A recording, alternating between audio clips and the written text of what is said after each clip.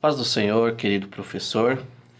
Louvamos a Deus por mais uma oportunidade para onde temos o privilégio de gravar esse subsídio do Capet Sandy, que tem por objetivo de proporcionar um material a mais para que você possa elaborar a sua aula e assim trazer conteúdos ricos para os seus alunos.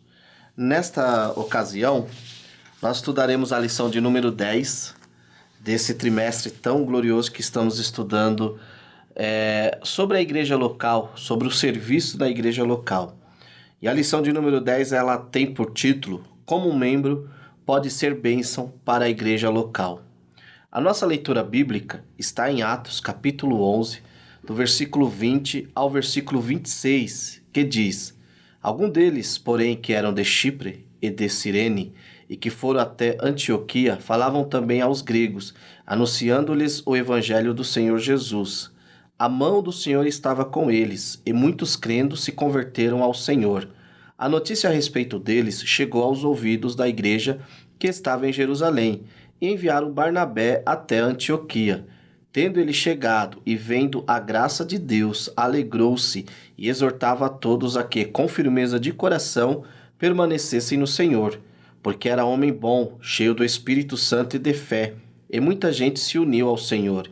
E partiu Barnabé para Tarso à procura de Saulo, e tendo-o encontrado, levou-o para Antioquia, e por todo um ano se reuniram naquela igreja e ensinaram numerosa multidão. Em Antioquia foram os discípulos pela primeira vez chamados cristãos.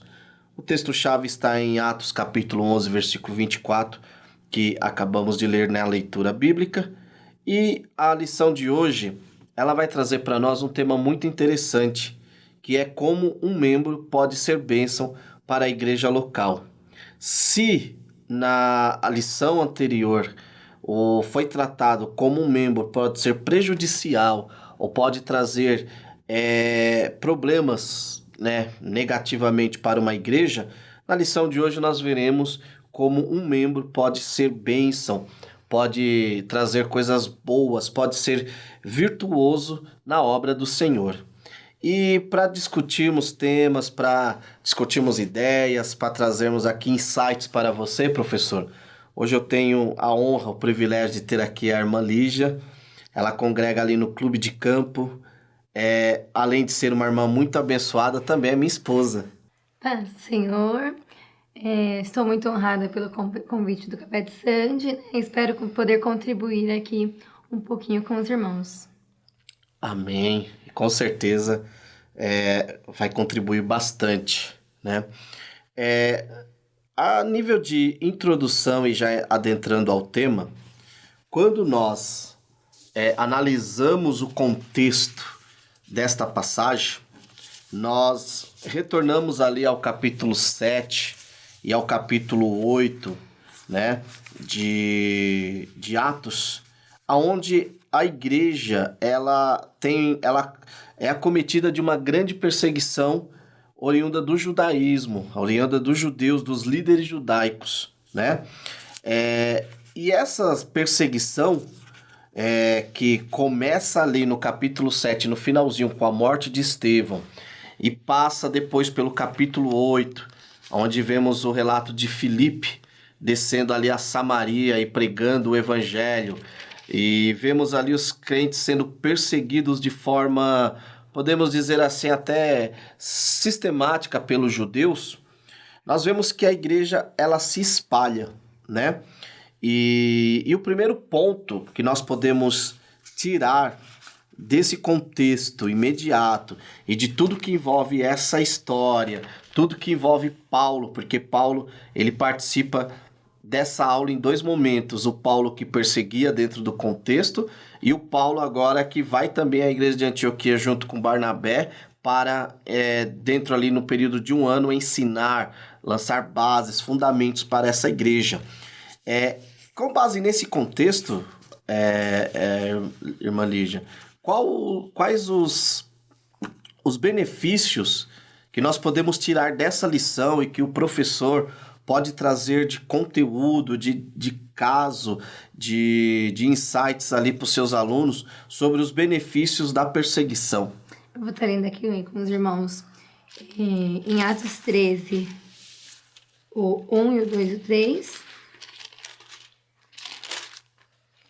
Havia na igreja de Antioquia profetas e mestres, Barnabé, Simeão, por sobrenome Níger, Lúcio de Cirene, Manaém, Colasso de Herodes, o tetrarca e Saulo. E servindo eles ao Senhor e jejuando, disse ao Espírito Santo: Separai-me agora Barnabé e Saulo para a obra que os tenho chamado. Então, jejuando e orando, e impondo sobre ele as mãos, os despediram.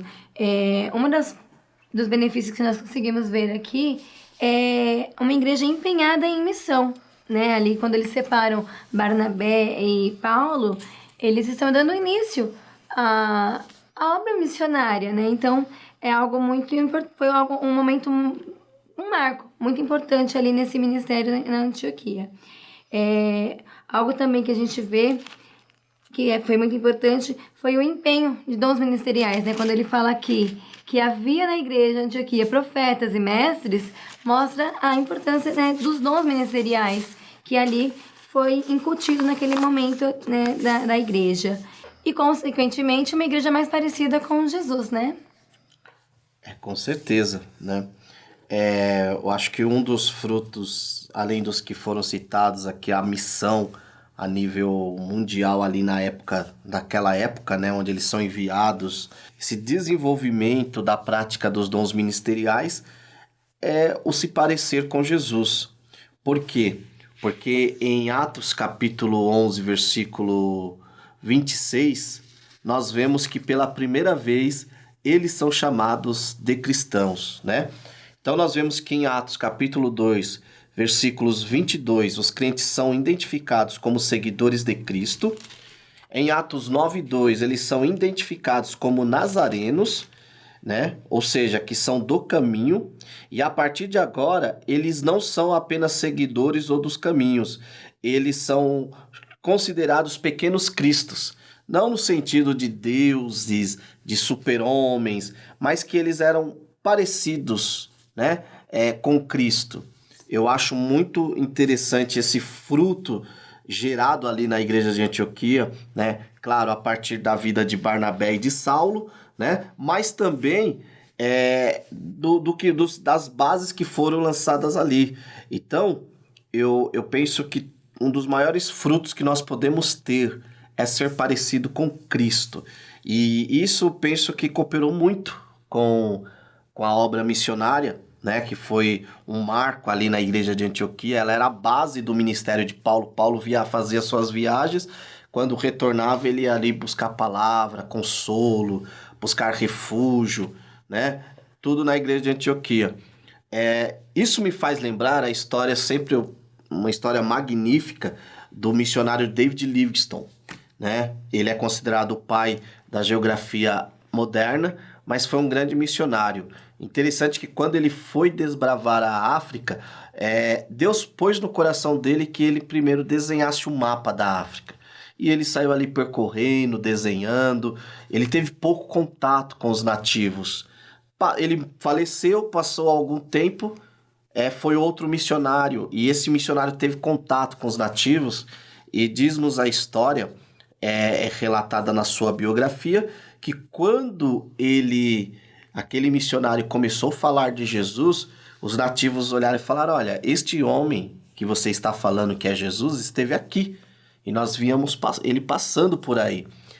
E o missionário falou: não, impossível, Jesus aqui, como assim?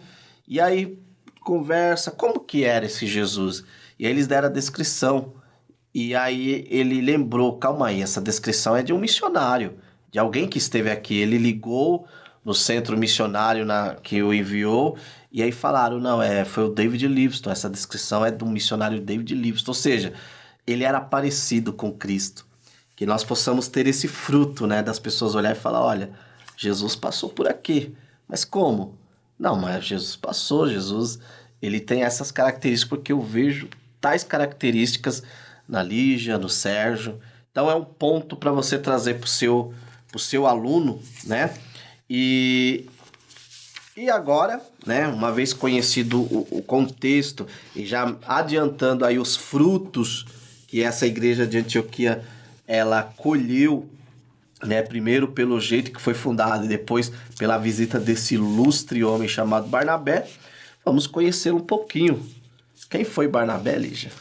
Então, Barnabé, ele era natural de Chipre, ele era um levita, né? Mas o seu nome não era Barnabé, né? O nome dele mesmo era José. E ele era de uma família sacerdotal judaica cipriota. O apelido dele, de Barnabé, se dava pela forma de vida dele, né? Porque ele era um homem muito piedoso, que gostava de ajudar. Ele sempre tinha uma palavra de ânimo. Então, ele era chamado de Barnabé, que significava filho da consolação, né? E aqui em Atos 4, 36 e 37... José, a quem os apóstolos deram o sobrenome de Barnabé, que quer dizer filho de exortação, levita, natural de Chipre, como tivesse em campo vendendo, trouxe o preço e depositou aos pés dos apóstolos. Então ele era um homem muito bondoso, ele tinha essa característica, né, de consolo, de cuidar, né, de dar ânimo, né, e Barnabé foi muito importante até em relação a Paulo, né, porque quando Paulo queria se aproximar dos discípulos, ali, né, tá em Atos 9, 26. Quando ele quis se aproximar dos discípulos, os discípulos tiveram medo, né? Falaram, não vou chegar perto desse homem, não. E aí ele teve um olhar diferente, né? Barnabé, ele não teve esse olhar que todo mundo teve de medo. E ele foi, né? Tendo chegado a Jerusalém, procurou ajudar-se com os discípulos. Todos, porém, o temiam, não acreditando que ele fosse discípulo. Mas Barnabé, tomando-o consigo, levou-o aos apóstolos e contou-lhes como ele vira o Senhor no caminho e que este lhe falara como em Damasco pregara ousadamente em nome de Jesus. Então aqui ele foi muito importante para trazer a Paulo, anunciar para os discípulos, né? Que ele tinha mudado, que Deus tinha feito a transformação e que ele estava ali para somar junto com o povo. Legal, interessante, hein? Quanta coisa interessante aí sobre Barnabé, né? Esse ponto que você trouxe aí sobre ele ter apresentado Saulo, eu penso que Barnabé era um dos que tinham mais motivos para ter medo, né? Porque ele presenciou ali a perseguição e que Estevão estava ali no momento do apedrejamento, Paulo estava ali no momento do apedrejamento de Estevão, né? Mas, indo contra a lógica, ele vai lá e apresenta Saulo, recebe. Um outro ponto importante sobre Barnabé tem uma tradição, né, da Idade Média principalmente, que fala que Barnabé ele fez parte daquele grupo dos 70 que foi enviado ali em Lucas 10, né? Mas isso é uma tradição, né? Fato é, Barnabé ele não foi um dos 12, mas ele é apresentado como um apóstolo. Em Atos capítulo 14, versículo 14, né? Quero ler com aqui, que diz assim: quando os apóstolos Barnabé e Paulo ouviram isso, rasgaram suas roupas e puseram-se no meio da multidão, gritando. Então veja aqui, é interessante que nós vemos Barnabé até mesmo sendo citado antes de Paulo. Então, dentro de um contexto, por mais que Paulo ele foi o que mais escreveu, o que mais cooperou com literatura, nós vemos que dentro do contexto de missões, Barnabé ele tinha ali uma posição, vamos dizer assim, de liderança maior do que o próprio apóstolo Paulo, ali pelo menos no começo, né, ali das obras, das missões, podemos chamar de missões mundiais da época, né? E Barnabé, né, depois dessa pequena biografia de tudo que as escrituras falam sobre ele, eu acho que o ponto principal são as qualidades de Barnabé. O que torna necessário o estudo de Barnabé dentro de um contexto de igreja local são as suas qualidades, né? E é sobre esse ponto que vamos discorrer agora. A primeira qualidade que o comentarista aponta aqui é sobre ele viu graça de Deus, ele viu a graça de Deus. O que eu acho interessante é que quando Barnabé, que era judeu, um judeu levita, chega ali naquela região e ele vê uma igreja com cultura de gentio, uma igreja que não foi nem fundada pelas lideranças que estavam em Jerusalém, ele poderia muito bem olhar com um certo olhar de, como eu posso dizer assim, de preconceito ou de desconfiança, ou um olhar tipo, olha, meu, não sei se isso vai dar certo não. Mas pelo contrário, ele foi capaz de enxergar ali a graça de Deus. O comentarista até coloca aqui, abre aspas, ele fala: quando pararmos de concentrar nosso foco nos problemas e imperfeições das pessoas que fazem parte de nossa igreja local, começamos a ver a graça de Deus na vida delas. Fecha aspas. Eu acho muito interessante isso. Então, o primeiro ponto que tornou Barnabé uma bênção para a igreja local ali de Antioquia foi o fato de ele ver graça naqueles irmãos mergulhados, né? Porque quem não era fazia parte ali do judaísmo era mergulhado na prostituição, na idolatria. E Barnabé viu graça. É possível ver graça? É possível, né? Mas agora ele tá falando aqui, nós precisamos nos concentrar, focar no amor de Deus na vida das pessoas, né? Então a gente precisa. A gente tem muito essa mania de chegar num lugar e começar a reparar. Repara nisso, repara naquilo, né? E o nosso foco acaba saindo um pouco daquilo que o Senhor colocou em nós como missão.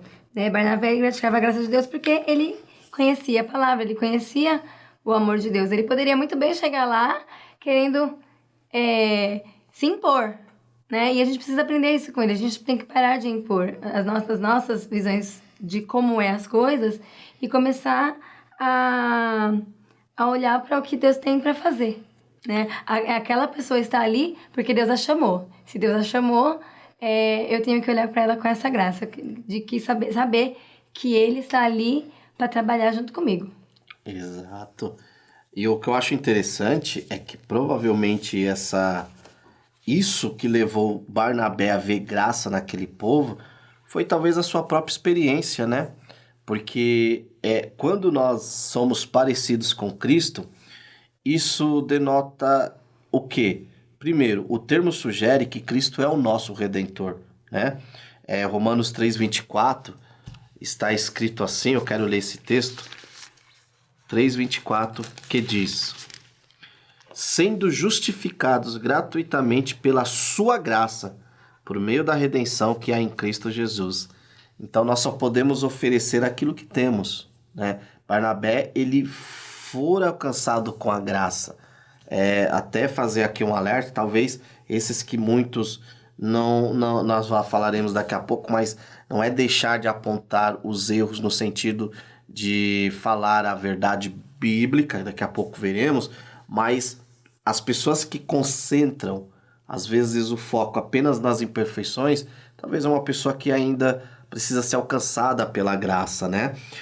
A ideia de ser alcançado aqui também pela graça mostra o profundo relacionamento que Barnabé tinha com Deus, né? Romanos capítulo 8, versículo 38 e 39, está escrito assim: pois tenho certeza de que nem morte, nem vida, nem anjos, nem autoridades celestiais, nem coisas do presente, nem do futuro, nem poderes, nem altura, nem profundidade, nem qualquer outra criatura poderá nos separar do amor de Deus que está em Cristo Jesus, nosso Senhor. Isso demonstra comunhão, demonstra o relacionamento profundo que o cristão é chamado para ter com Deus, né? Eu sempre costumo dizer, nessa lista Paulo não colocou ele. Por quê? Porque eu posso me afastar da graça de Deus, né, através dos meus pecados. Meus pecados me separam de Deus, mas outras coisas não podem me separar, porque Deus, a graça de Cristo, a graça de Deus é maior. Então, que possamos, como Barnabé, ver a graça de Deus, ser alcançados pela graça de Deus. A segunda qualidade de Barnabé aqui é a alegria, né? Diferente do que nós vemos hoje, principalmente nas lideranças, uma disputa, um ciúmes desnecessário, né? Porque no campo, na igreja do Senhor, há trabalho para todos e espaço para todos. Nós vemos ali que Barnabé, em vez de ficar triste ou com qualquer outro sentimento por aquela igreja não ter uma autorização por escrito da liderança de Jerusalém para funcionar, ele ficou alegre. Ele viu ali o Deus operando, ele viu ali o Espírito de Deus salvando, ele se encheu de alegria, né? Quais as lições que nós podemos trazer dessa alegria para os nossos dias? A gente precisa começar a fazer igual, né? Eu vejo muito, infelizmente, nas igrejas, quando um pastor às vezes coloca alguém, mas por que ele, não porque fulano, porque não ciclano? E a gente precisa entender também que o anjo do Senhor, né, o pastor ali, ele tá com o anjo do Senhor, e ele orou, né? Então, ao invés de eu começar a olhar para aquela pessoa com por quê? Eu posso olhar e falar, Senhor, tu sabes o porquê. Então, se não gostei, vou orar para que o Senhor trabalhe, para que o Senhor abençoe. Eu tenho que ter um olhar para crescimento da casa de Deus, né? Então, assim, não fui eu agora, então o que eu preciso fazer para me preparar? Para que, de repente, eu tenha aí um trabalho na casa do Senhor, se for um trabalho que tá, né? Ou se o irmão tá fazendo algo, talvez ele não foi nem colocado em um cargo, mas ele tá fazendo algo porque tem pessoas que têm o dom de serviço. Ele vai fazer, ele viu que tá ali sujo, ele vai limpar, ele vai fazer. E a gente precisa se alegrar com isso, né? E tem muita gente que já tá querendo se aparecer isso. E não, a gente precisa começar a se preencher do amor de Deus. Porque quando a gente se preenche do amor de Deus, a gente com certeza vai olhar o outro sempre com alegria. Porque a obra de Deus, ela não pode parar. E precisa de pessoas dispostas a fazer. Então, quando eu vejo alguém disposto, eu preciso me alegrar. Porque ali naquela casa, né, ali tem alguém que está disposto a me ajudar a crescer ali o ambiente da igreja. Legal. E é interessante, imagina quantas lideranças Barnabé também não desenvolveu ali, né? Eu sempre digo que alguém que não tem medo de ter pessoas com potencial de liderança ao seu lado e ajuda a crescer essas pessoas, é uma pessoa que não tem medo de perder o seu lugar, como tantos líderes têm, né? Afinal, eu preciso confiar que quem me colocou em determinada função ou em determinada liderança foi Deus. E quem me tira é Deus. É essa certeza que eu tenho que ter, né? E Barnabé, quando ele se alegra ali, ele demonstra isso, né? Barnabé também é dito no versículo 23 que, além dele alegrar-se de ver graça, ele exortava a todos a perseverarem no Senhor com firmeza de coração, né? Diferente do que muitos pensam, ao contrário aí do que muitos pensam, exortar não tem nada a ver com pegar um cajado, né? Às vezes as pessoas falam assim, nossa, a palavra hoje foi de exortação, glória a Deus que a palavra me exortou, né? E esse é um dos pontos principais da palavra, exortar, como está escrito em 1 Tessalonicenses, capítulo 5, e o versículo 14, que diz, capítulo 5, versículo 14. Irmãos, nós também vos exortamos, encorajamos a aconselhar os indisciplinados, consolar os desanimados, amparar os fracos e ter paciência para com todos. Então veja aqui que nós somos exortados ao Senhor, no caso aqui o contexto é desenvolver o ministério do aconselhamento bíblico, né? Mas Barnabé chega ali exortando aqueles novos convertidos, né? E às vezes a gente acha que a gente pode chegar e falar, né? Às vezes até tá certa a correção, mas a forma que você fala, você acaba ferindo, você acaba entristecendo, né? Então a gente precisa entender realmente que o exortar não é isso. É com amor, é com uma fala de ânimo, né? De encorajamento. Quando eu era nova, eu sempre quis muito estar no louvor. Eu achava lindo o louvor. Só que eu era desafinada, totalmente. E aí eu falava assim, irmã, posso fazer o solo? Ah, não, esse solo é dela. Ah, pastor, posso cantar? Ele esquecia, né, naquela época, de me dar a oportunidade. E a irmã chegava na minha mãe e falava assim, irmã Maria, pede pra que a Lígia cante mais baixinho, porque a voz dela atrapalha o grupo, né? Eu acredito que ali Faltou exortação dessa ela irmã. queria que o grupo, né, cantasse bonito, que tivesse uma boa apresentação. Mas a forma que ela foi falando foi me entristecendo. Mas graças a Deus a minha mãe, muito sábia, né, falou, filha, se você quer louvar, você ora. Né, ora e o Senhor pode te dar o louvor, né, como uma ferramenta de trabalho na casa de Deus. E ali eu comecei a orar, né, e o Senhor, pela misericórdia dele, me deu essa graça, né, de poder louvar.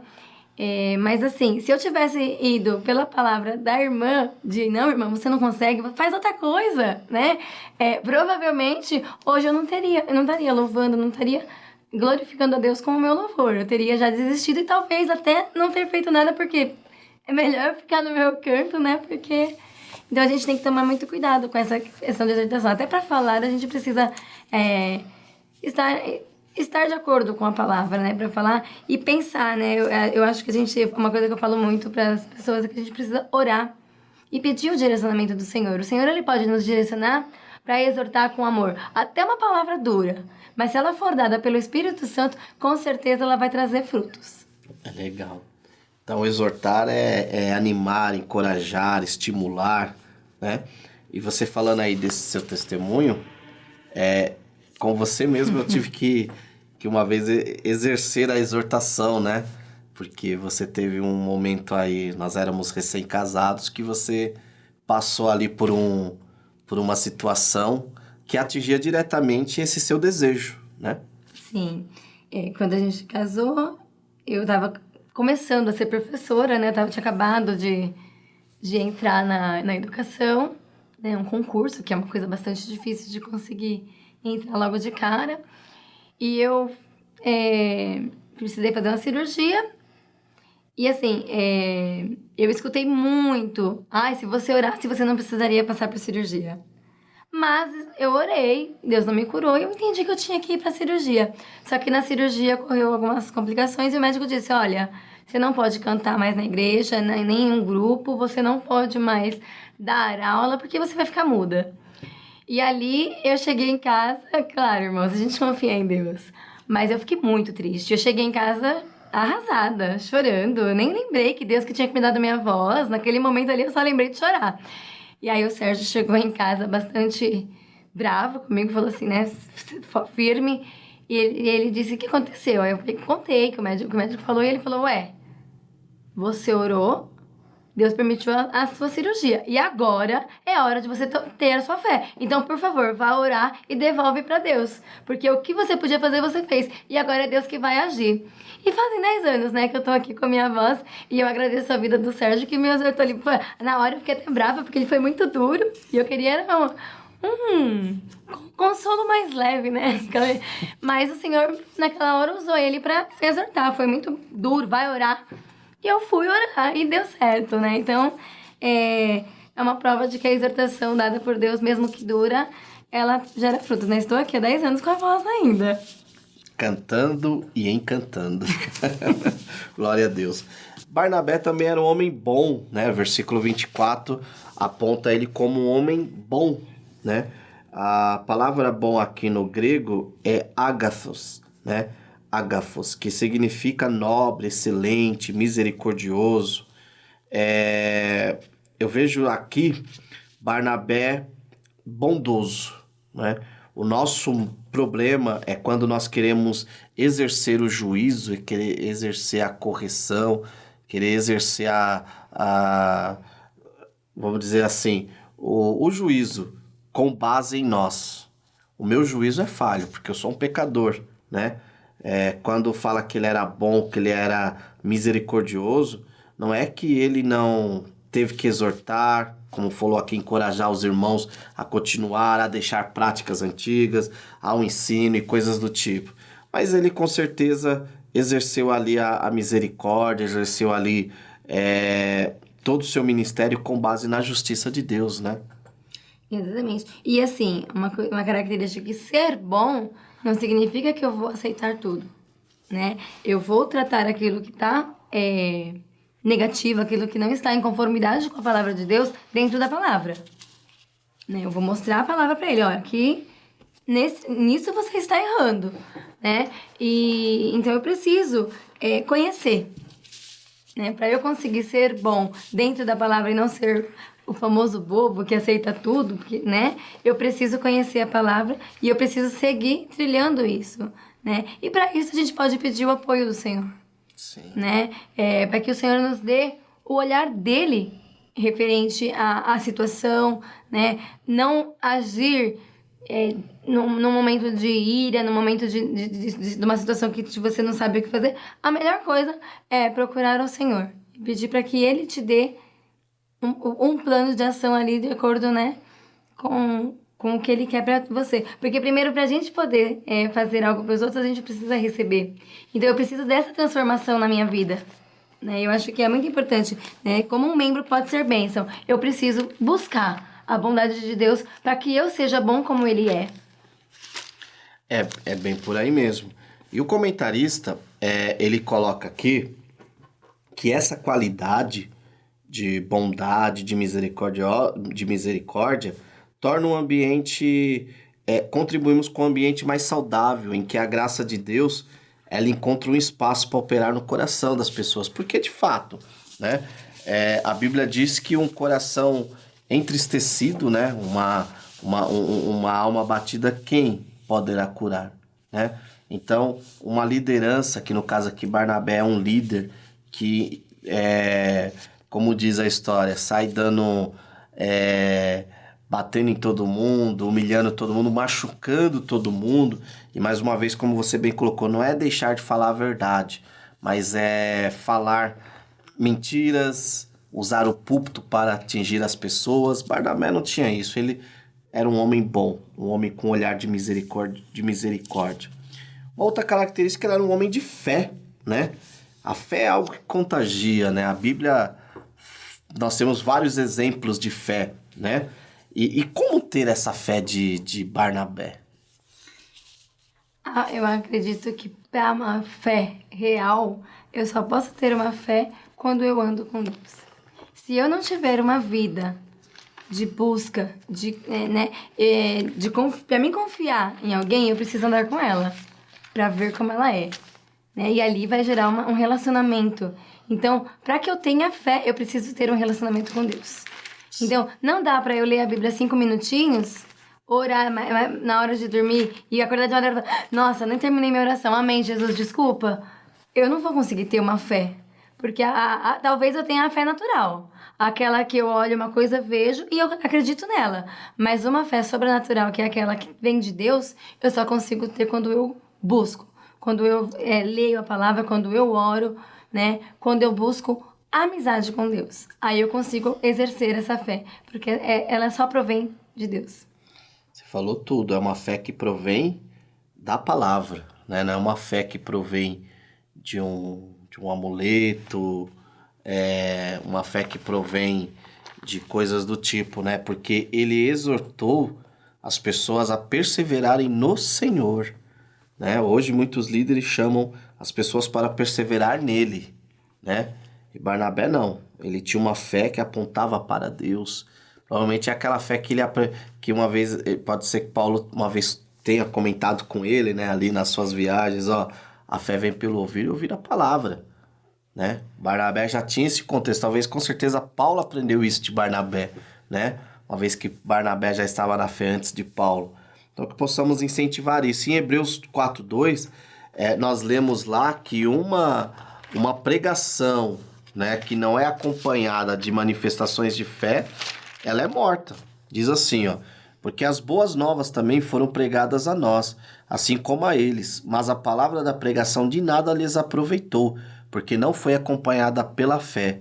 Não foi acompanhada pela fé nos que a ouviram. Então veja só, ouvir a palavra sem a fé na palavra não tem proveito nenhum. Uma outra qualidade aqui que eu acho fantástica, ele não quis fazer tudo sozinho, né? Ele chegou ali, ele viu o cenário era favorável, né? Diferente do que nós vemos hoje, que as pessoas buscam uma ajuda quando o cenário é desfavorável, não. O cenário ali era favorável. Era a igreja que anda sozinho. É como a nossa humilde capela, né? Uma igreja que anda sozinha. O pastor chega, o líder chega e fala, ó, continua tocando aí, o trabalho segue. Era assim a igreja de Antioquia. Só que o que Barnabé fez?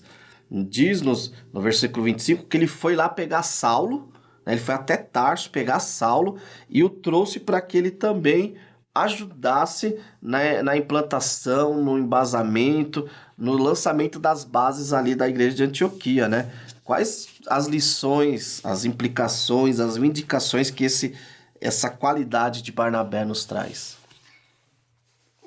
Nós precisamos também entender que isso é importante na igreja, né? Que a gente delegue para todos, né? A igreja é um campo vasto, né? Tem muitas pessoas e quando a gente quer pegar muita coisa para você, provavelmente em algum cantinho vai ficar mal feito. Porque você quer cantar, você quer pregar, você quer ler a Bíblia, você quer retirar a oferta, você quer fazer isso, você quer fazer aquilo. E aí você acaba não fazendo nada direito, né? O João Vitor, nosso filho, começou esse tempo atrás querer. Ele queria tirar a oferta, ele queria ler a Bíblia, ele queria cantar, ele queria tocar bateria, ele queria... E aí a gente foi conversando com ele, filho, você precisa escolher o que você vai fazer para que você já faça bem feito, né? E ele tá lá tocando a bateria, né? Tem lido a Bíblia falando que ser um pregador como o pai dele. Amém. Mas precisei chamar ele e falar, filho, ó, foca, né? Ele é uma criança, mas ele precisa aprender desde pequeno que ele tem que ter um foco, né, na casa de Deus. Então a gente precisa mostrar para todos nós, né, na igreja que há lugar para todos para trabalhar, né? Há espaço para todo mundo, né? Exato. Você falou aí do João Vitor, ele é uma criança movido na maioria das vezes pela sua emotividade, pela sua emoção. É emotivo, isso toda criança é. Isso nos traz uma grande lição, que liderança, falando em liderança de igreja, não é para meninos. Isso é um ponto que Barnabé nos ensina. Barnabé aqui dá a maior demonstração da sua maturidade. Ele vai dividir o trabalho com alguém. Isso nos traz um alerta, professor, e você pode trabalhar isso. Vamos pegar aqui o nosso contexto. Há pastores que chegam às vezes nos lugares e aí tem lá os departamentos, aí ele pega a sua esposa ou ele mesmo vai, aí ele canta e lidera em todos os departamentos, né? Então, aí um exemplo, ele e a família dele lidera junto com outro líder, porque ele se pôs o departamento de louvor, o círculo de oração, a mocidade, as crianças e aí vai. Aí quando ele sai, quando há uma mudança e ele sai dessa igreja, essa igreja às vezes fica desorientada. Por quê? Porque ele quis fazer tudo sozinho. E aí vem a famosa frase, está muito pesado.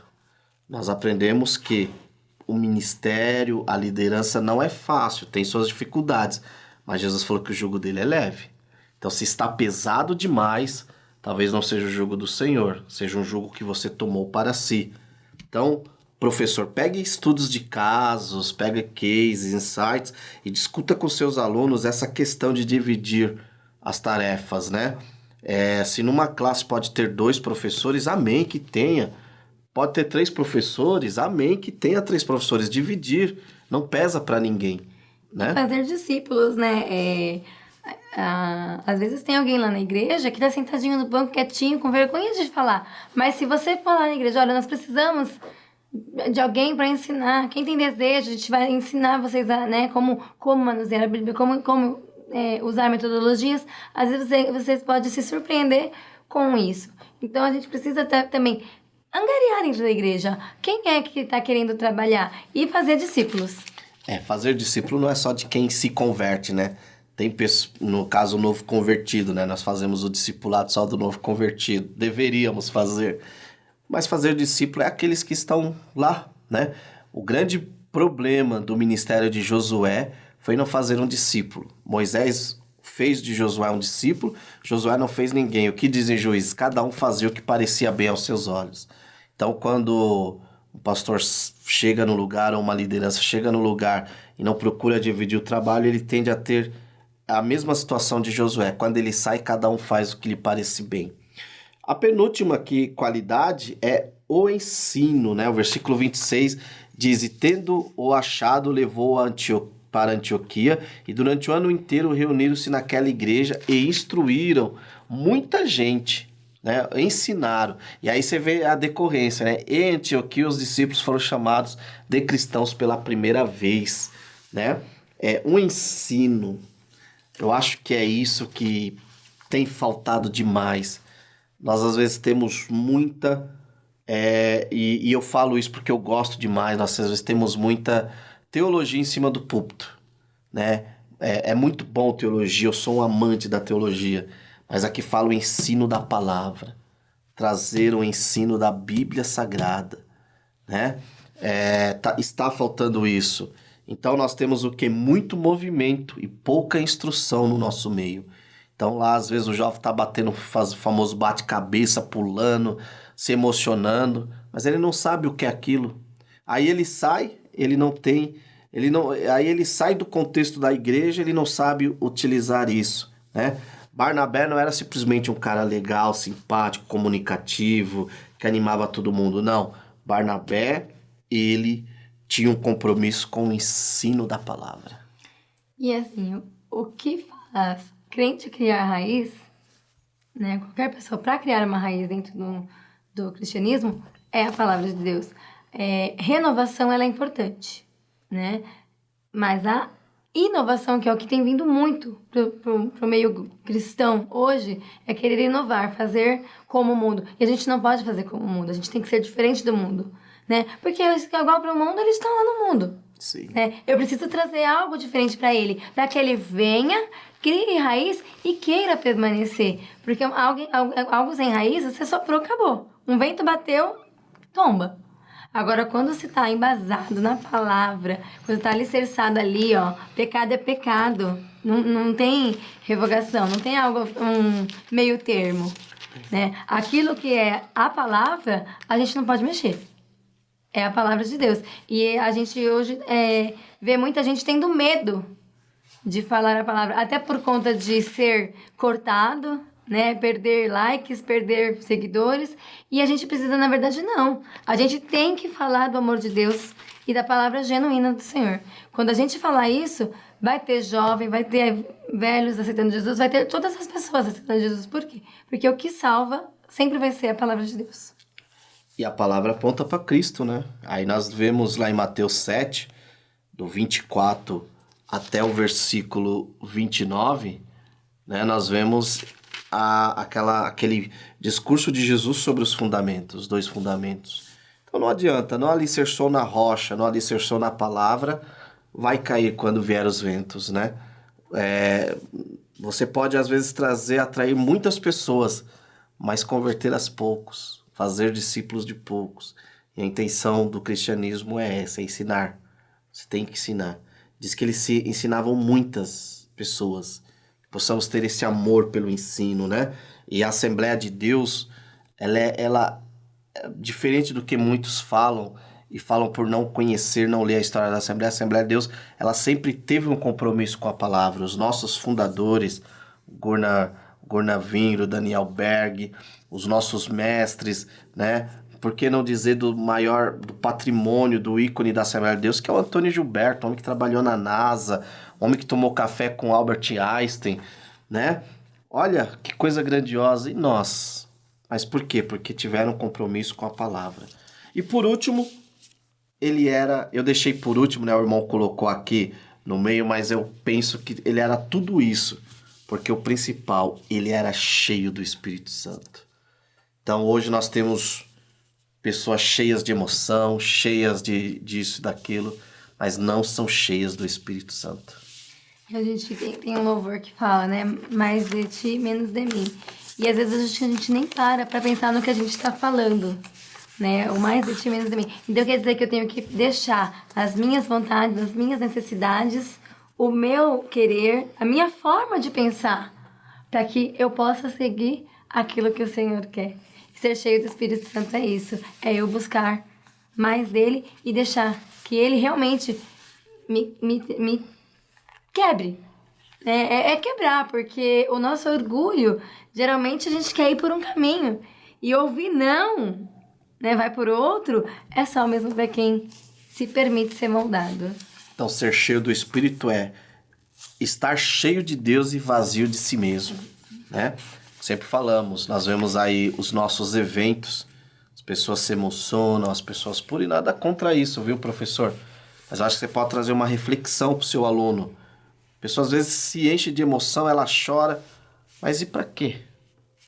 Eu acho muito interessante que na história da igreja, Jonathan Edwards, no Grande Despertamento, uma das coisas que ele teve que pastorear foi o avivamento.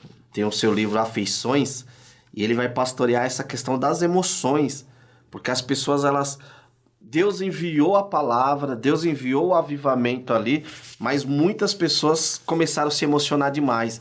Aí Jonathan Edwards, como era um gigante na fé e um homem de muita comunhão, porque para pastorear avivamento, para pastorear emoções das pessoas, tem que ter muita profundidade com Deus.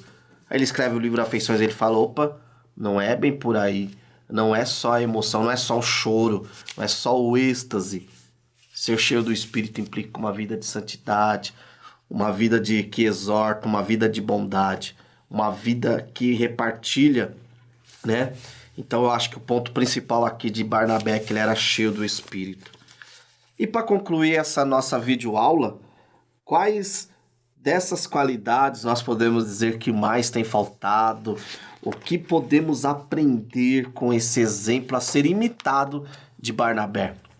Trazendo para dentro da igreja, eu diria que duas coisas, né? Ser cheio do Espírito Santo, ela é a primeira, né? Porque quando você é cheio do Espírito Santo, você consegue ter todas as outras com toda certeza. Mas eu acho que a graça de Deus, o olhar de graça, né? A gente precisa conseguir olhar não para os defeitos, porque defeitos eu tenho, você tem e todos vamos ter. Mas quando eu consigo ter um olhar de graça, um olhar amoroso, com certeza, dentro da igreja, eu vou ser um membro que seria uma bênção. É bem por aí mesmo. Quero concluir essa aula dizendo que nós possamos, como Barnabé, nos encher do Espírito. E Deus, mais do que nós mesmos, quer nos encher do Espírito. Às vezes nós não desejamos tanto, mas é a vontade, o desejo, a alegria do Senhor nos encher do seu Espírito. Quando isso acontecer, com certeza, nós teremos ali não só as qualidades de Barnabé, mas como as qualidades daquela igreja de Antioquia. Seremos tão cheios de Deus a ponto de ser parecidos com Cristo. E aí a historinha do missionário David Livingstone cai mais uma vez aqui. Ele não precisou falar, ele só andou ali escrevendo o mapa, a geografia da África, e os nativos falaram, não, ele esteve aqui, Cristo esteve aqui entre nós, escrevendo, anotando coisas. Que possamos chegar nesse nível de profundidade, de comunhão com Deus. Que Deus em Cristo te abençoe, e esse é o desejo do nosso coração, que essa videoaula venha trazer a você essa responsabilidade, todo esse sentimento. Em nome de Jesus. Amém.